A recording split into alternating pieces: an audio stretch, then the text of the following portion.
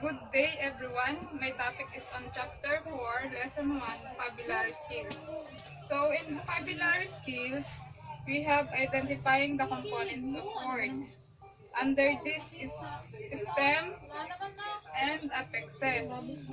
So stem is a part of a word to which inflectional ending is added or in which inflectional phonetic change is made. So when we say inflectional ending, it is a word has a tone and ending. So example of this is nation, large, state. So letter B, affixes. Affix is maybe a prefix or a suffix added to a root word or base in order to vary function, modify, meaning, or form, or a new word. So under na suffix, there have two types, the prefix and the suffix. So a prefix is a syllable or a group of syllables added to the beginning of a word. So example of suffix is, for example, is normal. So we can add in before the word. So it means abnormal. So can you give me an example of suffix, Miss Villarete? Just like we had today on our final examination, the pseudonym, the root word name and the pseudo added to the. So now you understand the prefix. Let's go to the suffix. The suffix is adjoined to the end of a word. Most suffixes change the part of the speech of a word. So, can you give me an example of suffixes, Neres? So, another example of suffixes is beautiful. The root word is beauty and the suffix added is full. That means full of beauty, beautiful. So, thank you, Ms. Neresa. So now, let's go to the number 2, the putting two words together. The putting two words together are called compounds, many of which are written as one word without a hyphen. However, there are compounds that are usually written with a hyphen. These are two words that function as adjective pounds before the word they modify. So we have here the compounds written as one. So example of this is boyfriend.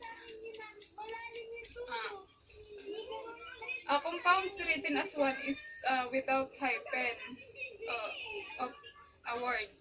So the next naman is compounds written with a hyphen.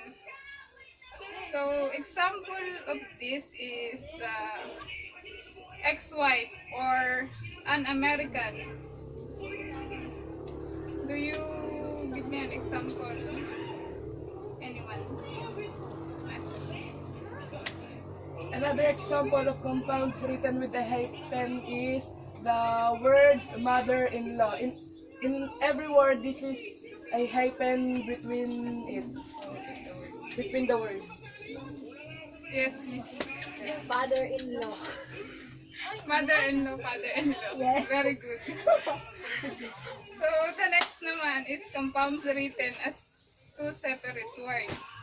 So example is first aid or baseline, best man. So that are those example of that.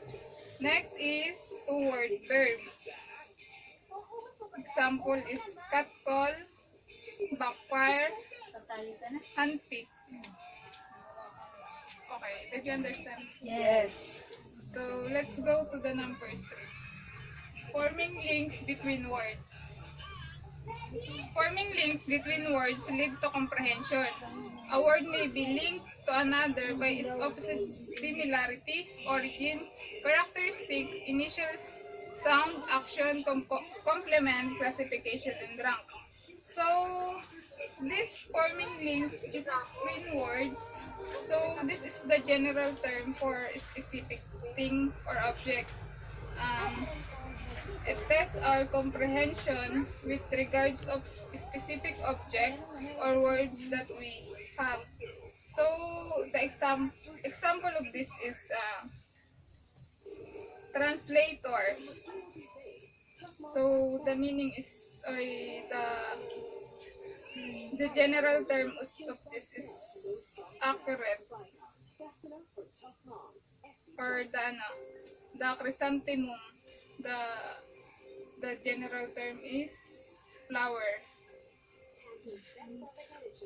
So, let's move to number 4, the classifying words according to sound and spelling.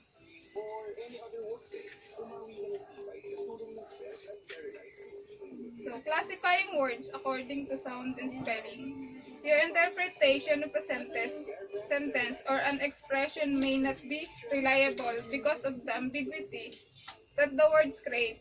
Ambiguity may occur with homonyms or words that sound alike but have different spelling and meaning. So, this is the same pronunciation but different meaning and spelling. So, example is bail. Or bail na bail is spelled as B-A-L-E and the other one is B-A-I-L. So, same pronunciation, different meaning, and different spelling. So, now let's go to number 5, the understanding idioms and figures of speech. So, understanding idioms and figures of speech. The meaning of an idiomatic expression cannot be derived from your understanding of its individual words. Neither can it come from its grammatical construction. You have to memorize each expression and its meaning if you want to cope with understanding of texts that are sprinkled with idioms. So, the example of this is bad blood, or the meaning of this is unpleasant feeling between people.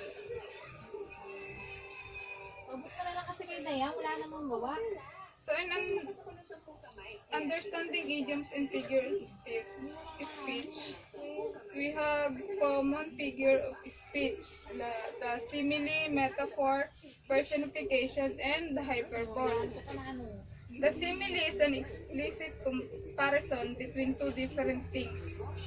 It uses the word as like to show their similarities. And the next is metaphor. Metaphor is an implicit comparison between two unlike things. It does not use as and like to show that the two things compared have something in common. Example is, the sky is an army blanket. So, the third one is personification. It's a figure of speech in which an object or idea is given human qualities. It helps readers see vividly the image in the text and understand the feelings of the writer. Example is, some words moved with grace. How do you recognize that? Or maybe she looks gray. By her nakita, his bow. So, the last one is hyperbole.